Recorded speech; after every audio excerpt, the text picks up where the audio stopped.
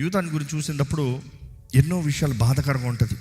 దేవుడు తనని నమ్మి అప్పచెప్పిన పని, దేవుడు తనని నమ్మి అప్పచెప్పిన పిలుపు, దేవుడు తనని నమ్మి అప్పచెప్పిన అభిషేకం, దేవుడు తనని నమ్మి తనకిచ్చిన వాగ్దానం, దేవుడు తనకిచ్చిన పిలుపు. ఈరోజు మనమే ప్రశ్నించుకుందాం, మనలో యూదా అన్నాడు అండి. దేవుడు నిన్ను నమ్మి నీకు ఇచ్చిన రక్షణ, దేవుడు నమ్మి నీకు ఇచ్చిన వరములు, దేవుడు నిన్ను నమ్మి నీకు ఇచ్చిన అభిషేకము, దేవుడు నిన్ను నమ్మి నీకు ఇచ్చిన కుటుంబము, దేవుడు నిన్ను నమ్మి నీకు ఇచ్చిన సంఘము, దేవుడు నిన్ను నమ్మి నీకు ఇచ్చిన అన్నీ ఎలా ఉన్నావు? నమ్మకంగా ఉన్నావా? ఎందుకంటే యూదా గురించి చూసినప్పుడు ఈయనకి ఎంత వెళ్ళాలి, ఎంత చెప్పాలో అర్థం కావట్లేదు. ఆయన పేరేమో ఘనంగా ఉంది, ఆయన ఇతరులతో ఉండే విధానం చూస్తే ఘనంగా ఉన్నాడు. యూదా అన్ని సమయంలో మాట్లాడతాం కనబడదు. మీరు బైబిల్ చూడండి. యేసు ప్రభు మాత్రం యూదా గురించి ఫస్ట్ నుండి చెప్తున్నాడు, నేను 12 మంది కోరుకున్నాను, అందులో ఒకడు దెయ్యం అని చెప్తున్నాడు. లిటరల్గా యూదా దెయ్యము, యూదా ఇస్కారియోతు దెయ్యము అని చెప్తున్నాడు. ఒరే దేవుడు ఎవరన్నా దెయ్యం అంటున్నాడు రా, నేనేమన్నా దెయ్యమారా పరీక్షించుకోవచ్చుగా. Dead, stubborn. ఈరోజు ఎంతోమంది విశ్వాసంలో హృదయం కఠినపరచబడి ఉంది, స్పందన లేదు.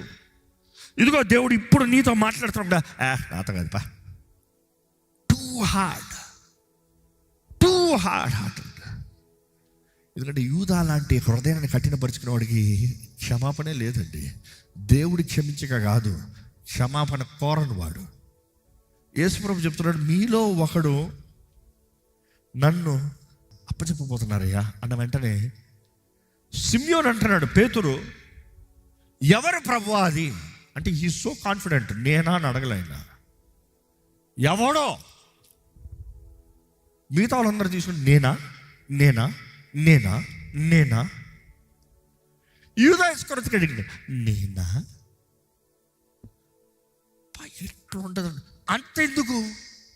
ఆ రాత్రి ప్రభురాత్రి భోజనం చూసినప్పుడు యేసు ప్రభు తన శిష్యులందరూ కూర్చొని పెట్టి, ఆయన దాసుడు వల్లే he removed his overcoat, ఒక బట్ట తీసుకుని బౌల్లో నీళ్ళు తీసుకుని ఒక్కొక్క శిష్యుడు పాదాలు కడుక్కుంటూ వెళ్ళాడంట. కూర్చుని శిష్యుల పాదాలు కడుక్కుంటూ వెళ్ళాడంట. యూదా ఇస్కరియోతు పాదాలు కూడా కడిగాడు. మనసాక్షి పనిచేయలేదా? అరే నేను యేసయ్యని అప్పచెప్తున్నాను ఏంట్రా, నేనేంట్రా, ఏం చేస్తాను రా నేను అన్న తలంపు కూడా రాలేదా? లేకపోతే కాలు కడుగుతావు అంటే ఎట్లా అప్పచెప్తావు? ఈ రాత్రి అప్పచెప్తామా, రేపు అప్పచెప్తామా, ప్లాన్ వేస్తున్నాడా? ఒరే ప్రభువుని కాలు కడుగుతున్నాడు, గ్రహిస్తలే? ఆయన దేవుని ప్రేమను చూడు. యూదా ఇస్కరియోతు, నువ్వు నన్ను అప్పచెప్పతావు ఈ రాత్రి, నీకు తెలియదేమో, నాకు తెలుసు. అయినా కూడా నేను నీకు క్షమిస్తాను, నీకు సిద్ధమయ్యా. అయినా కూడా నేను అంగీకరిస్తాను, సిద్ధమయ్యా. నీ పాపాలు కడుగుతానికి సిద్ధమయ్యా. నీ కాలు మాత్రం కాదు, నా రక్తంతో నీ పాపాలు కడుగుతానికి సిద్ధమయ్యా. Is not even recognising. ఎంత మొండి తెస్తుందండి.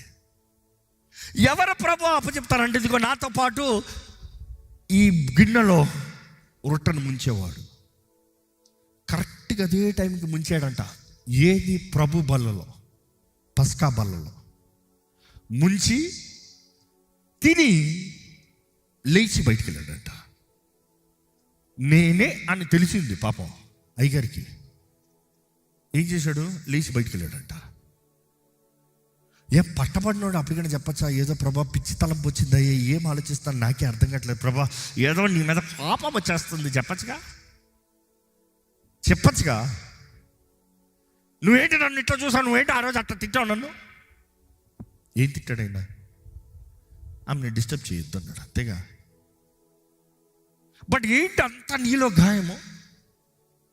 యేసయ్య దగ్గర ఎప్పుడన్నా ఒక్కసారి వచ్చి, యేసయ్య నీ మీద నాకు ఏదో పిచ్చి పిచ్చి తలంపులు వస్తున్నాయి, కొంచెం నా కొరకు ప్రార్థన చేయవా అని అడగచ్చుగా.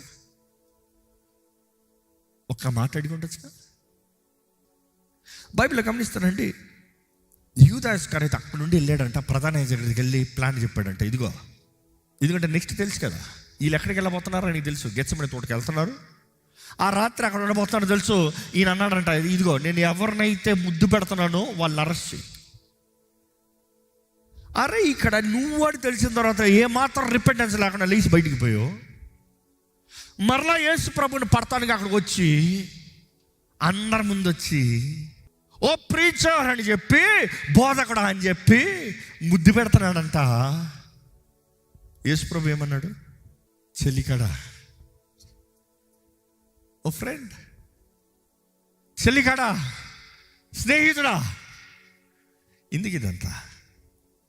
వచ్చిన పని ఏదో చేసుకుని పో. ఎందుకు ఈ బిల్డప్లు, ఎందుకు ఈ ఓవరాక్షన్లు, ఎందుకు ఈ డ్రామా? నాకు తెలియదా నువ్వేం చేస్తున్నావు?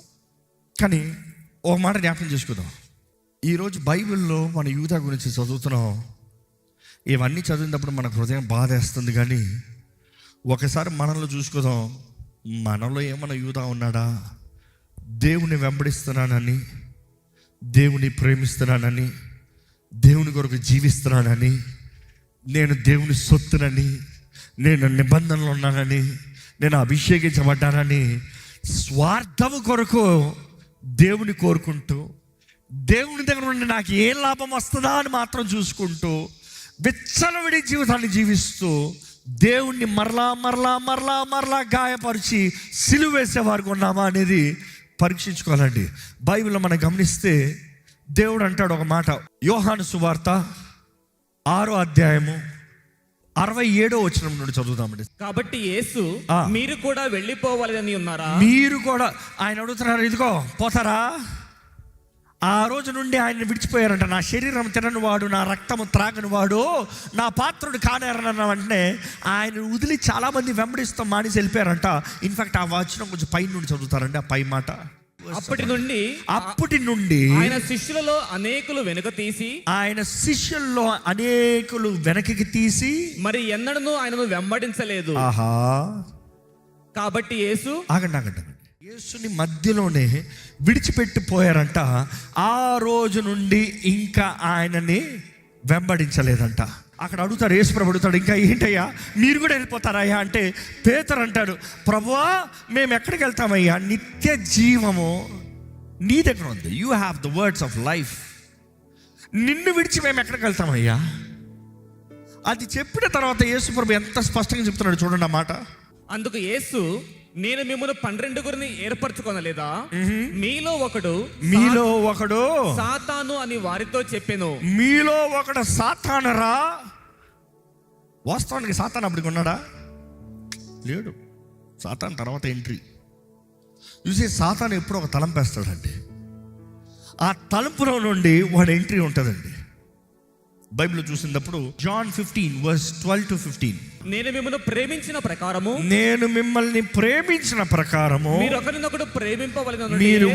ఒకరు ప్రేమింపవలననే నా ఆజ్ఞ. తన స్నేహితుల కొరకు తన ప్రాణాన్ని పెట్టువాని కంటే ఎక్కువైన ప్రేమ గల వాడెవడనూ లేడు. తన స్నేహితుల కంటే తన ప్రాణాన్ని పెట్టువాడు కంటే ఎక్కువైన ప్రేమ కలిగిన వాడు ఇంకెవరు లేరు.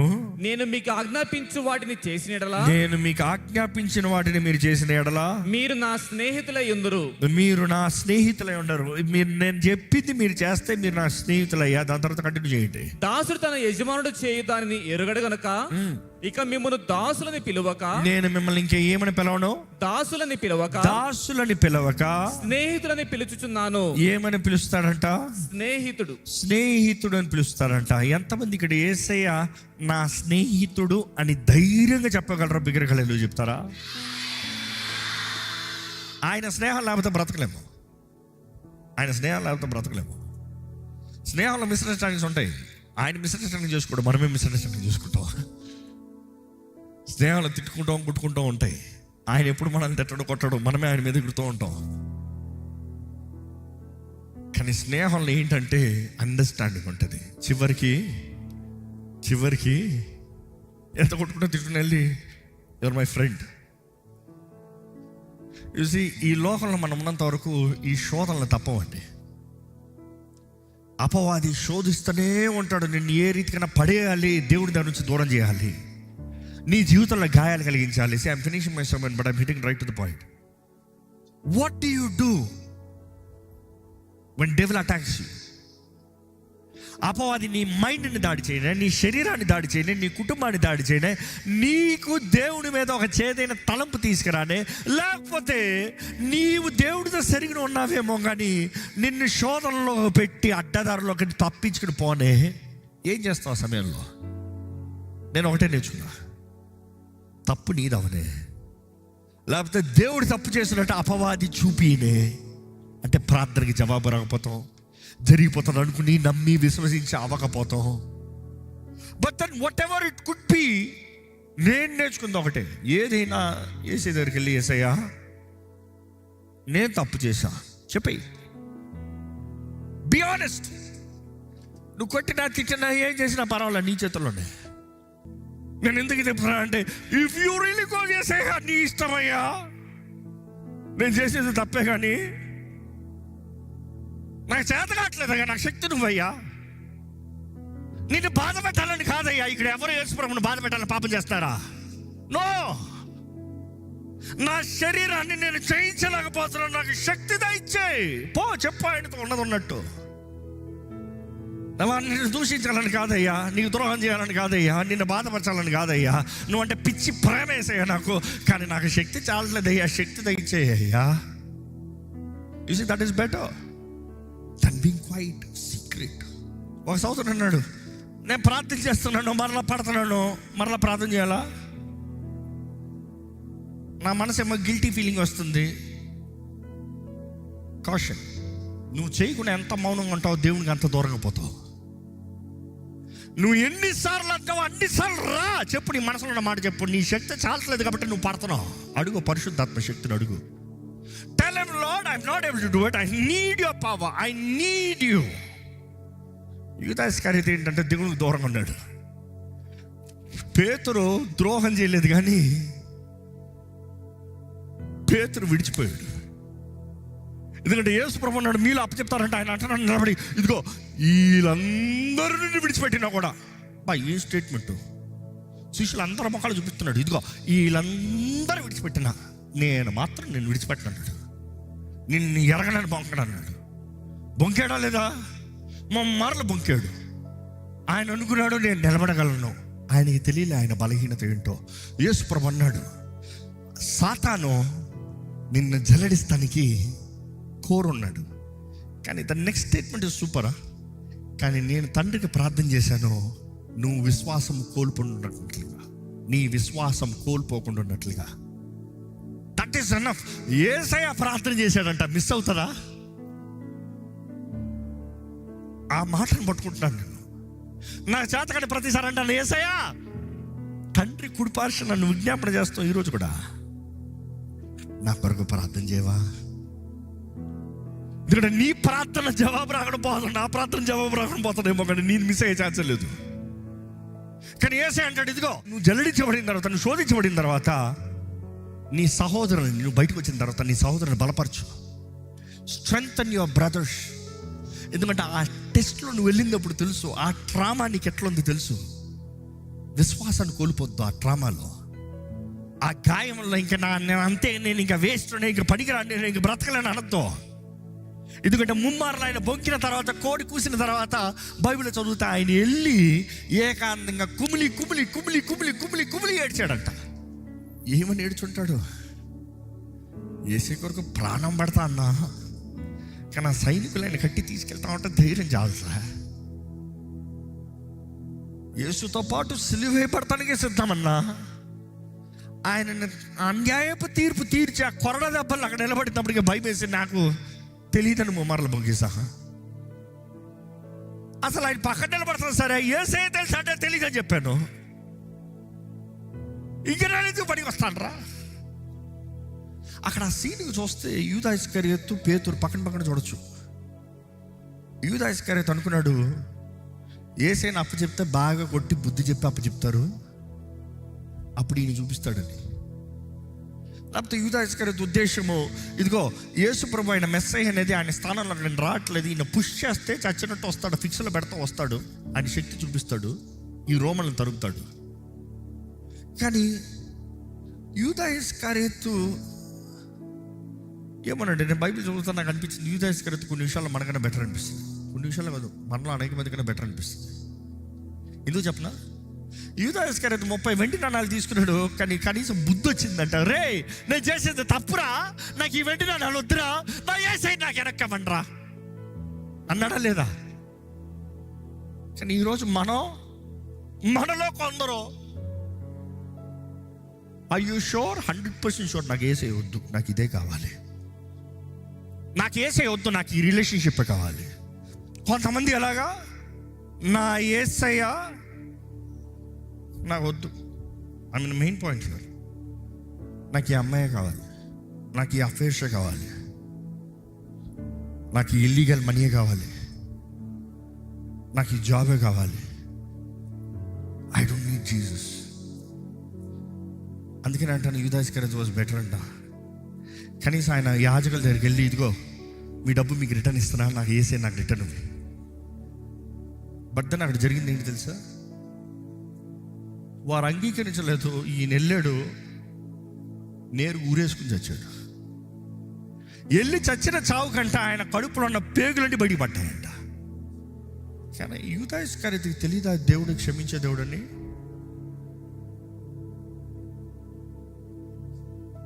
నీకు తెలీదా?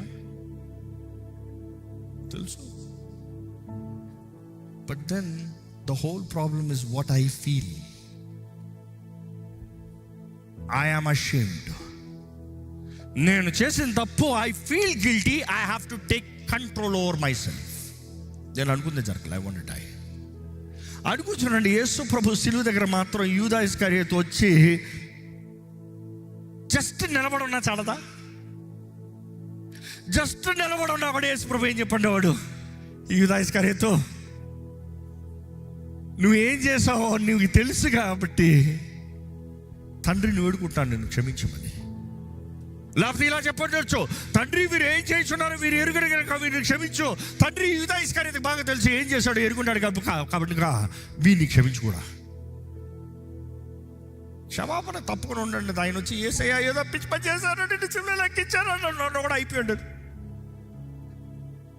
లేఖనాలు నెరవేరినట్లుగా చేసేవారా బిడ్డ, కానీ నువ్వు కూడా నేను నాతో పాటు పరదేశంలో ఉంటావు అని చెప్పేసి ఉంటావాడేమో, ఏమో ఎవరు తెలుసు. But then what happened? He went, took his life my way. Peter ఏం చేశాడు? He was guilty. But Peter no, నేను ఇంతేరా బాబు, నన్ను బాగు చేయగలిగినోడు ఆయన మాత్రమే. అందుకని యేసు ఇచ్చాడంటే పరిగెత్తుకుని వస్తున్నాడు.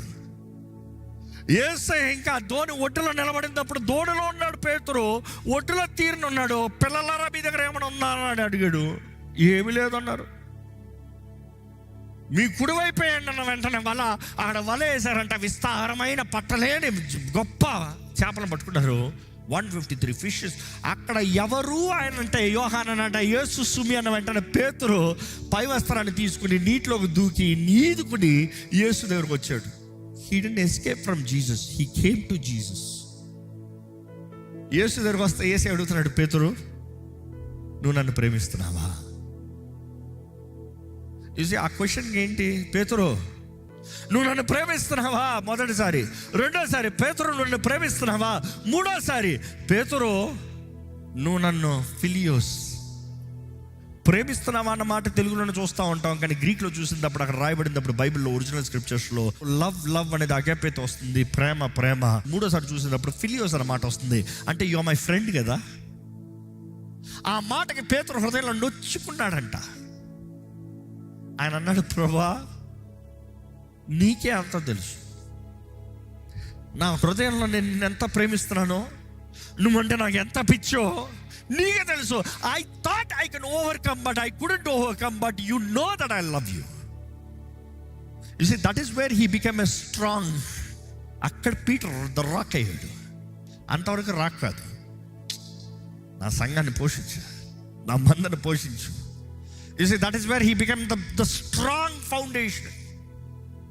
ఈరోజు మీకు ఒకే మాట, దేవుని ప్రేమిస్తున్నారంటే మీ బలహీనత ఉన్నట్టు దేవుని దగ్గర చెప్పండి. దయచేసి స్థలంలో ఉంచుదామండి, ప్రార్థన చేద్దాము. మనలో యూదా ఉన్నాడో చూద్దాము, మనలో ద్రోహం ఉందా చూద్దాము, మనలో గ్రీడీ ఉందా, స్వార్థం ఉందా. ప్రార్థనలో దేవుని దగ్గర చెప్తామా, దేవునితో మాట్లాడదాం. ప్రభా నాకు శక్తి దయచేయ, నీ కొరకు బ్రతకాలని ఆశ ఉంది, నాకు శక్తి దయచేయ. నీ పిలుపుకి తగినట్టుగా జీవించాలని ఆశ ఉంది, నాకు శక్తి దయచేయ. శరీర ఇచ్చల్ని జయించే శక్తిని దయచేయి. లోక శోధనలు ఎదిరించే శక్తి దయచేయి. జీవపు డంబాన్ని ఎదిరించే శక్తిని దయచేయి. శరీరాశ, నేత్రాశ, జీవ డంబం వీటిని ఎదిరించే శక్తిని దయచేయ. విశ్వాసంతో నీ కొరకు బ్రతికే జీవితాన్ని దయచేయ. నమ్మకంగా నీ కృపలో జీవించే జీవితం నాకు దయచేయ. నిన్ను కనపరిచే జీవితం నాకు దయచేయ. నీ కొరకు నమ్మకంగా జీవించే జీవితం నాకు దయచేయ. నిన్ను విడువని దేవా నీవు కావాలయ్యా. నీతో బ్రతుకుతానయ్యా, నీ సాక్షిగా బ్రతుకుతానయ్యా, నీకు ఇష్టడిగా బ్రతుకుతానయ్యా, నీ కృపలో జీవిస్తానయ్యా. అంతము వరకు నేను గణపరుస్తాను ప్రభా. Make a choice now, make a choice now. ఇదిగో జీవము, మరణం, ఆశీర్వాదము, శాపము, ఏది కావాలో కోరుకో. ఇదిగో మీ ముందు ఏది కావాలో కోరుకో. ఏది కోరుకుంటున్నారు, మీరు ఏం కోరుకుంటున్నారు ధైర్యంగా చెప్పాలి. మన నోటి ఫలాన్ని మనం అనుభవిస్తామంట. జీవం, మరణం, ఆశీర్వాదం, శాపం మన ముందు ఉందంటే the fruit of our lips we shall experience. మన నోటి ఫలం ఏం కావాలి? ఎంతమంది చెప్తారు నాకు ఏసే కావాలి? ఎంతమంది ఒప్పుకుంటున్నారో నాకు ఏసే కావాలి? నా బలహీనతల మధ్యలో నాకు ఏసే కావాలి. I'm not perfect but I want be made perfect through the Holy Spirit. క్రీస్తు యేసుకి కలిగిన మనసు నాకు కావాలి. నా జీవితంలో నాకు విడుదల కావాలి. యేసు అనుగ్రహించే సమాధానం కావాలి. జ్ఞాపకం చేసుకోదామంటే దేవుడు వాక్యం స్పష్టంగా తెలియజేస్తుంది. ఎవరైతే ఆయన దగ్గరకు వచ్చి వారు పాపంలో ఒప్పుకుంటున్నారో, దేవుడు నీతిమంతుడు, నమ్మదగిన దేవుడు అంట. ఒప్పుకున్న ప్రతి పాపంని కడిగి పరిశుద్ధపరిచి మనల్ని నీతిమంతులుగా మార్చి ప్రతి అవిధేయత నుండి మనల్ని విడిపించే దేవుడు అంట. మన పాపములు ఒప్పుకుంటే ఆయన నమ్మదగిన దేవుడిగా, మనం ఒప్పుకున్న ప్రతి పాపంని ఆయన కడిగే దేవుడు. ఒప్పుకోని పాపములకి క్షమాపణ లేదండి. రహస్య జీవితాలకి క్షమాపణ లేదండి. రహస్య పాపాలకి క్షమాపణ లేదండి. ఒప్పుకో. ఒప్పుకుంటే క్షమాపణ, ఒప్పుకుంటే విడుదల, ఒప్పుకుంటే స్వస్థత, ఒప్పుకుంటే నిత్య జీవము. ఈరోజు మన కొరకు ప్రధాన యాజకుడు యేసయ్య ఉన్నాడు. యేసు ప్రభు దేవుని కుమారుడు, తండ్రి కుడిపార్శ్వన మన పక్షాన ఉన్నాడు. మన బలహీనతలు ఎరిగిన వాడు. నువ్వు అడిగితే దేవా నాకు సహాయం కావాలని అడిగితే నీ కొరకు తండ్రి దగ్గర విజ్ఞాపన చేస్తాడు. తండ్రి ఇదిగో ఈ వ్యక్తికి ఈ శోధనలో జయం కావాలంట. ఆయన నరరూపధారిగా జీవించాడు కాబట్టి ఆయన అన్ని మనల్ని బాగుగా ఎరిగిన దేవుడు అండి. He knows your feelings, he knows your pain, he knows your suffering. యేసు ప్రభు అనుభవించని శ్రమ, బాధ, నొప్పి, వేదన అంటూ ఏది లేదు.